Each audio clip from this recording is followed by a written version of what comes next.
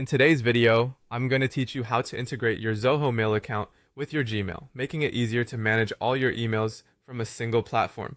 This can save you a lot of time and help streamline your communication. So let's get started. First, open Google Chrome on your computer and log into your Gmail account.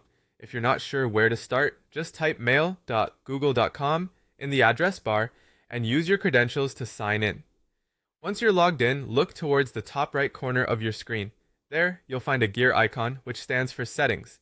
Give it a click, and from the drop-down menu that appears, select See All Settings.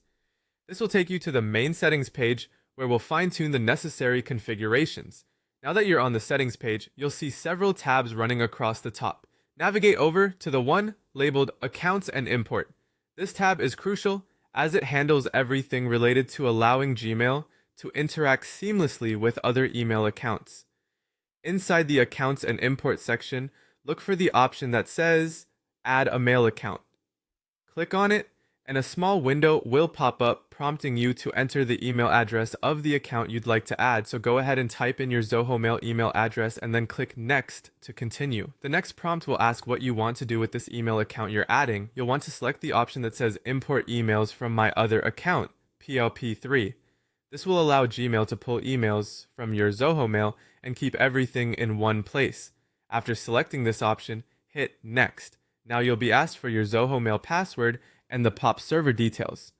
This is where you'll input the specific settings that let Gmail access your Zoho emails. Typically, the POP server for Zoho Mail is something like pop.zoho.com, but be sure to verify any details like server addresses from Zoho to ensure accuracy. Double check all the information you've entered, and once you're confident everything is correct, confirm and then save these settings. At this point, you've successfully set up Gmail to access your Zoho Mail emails.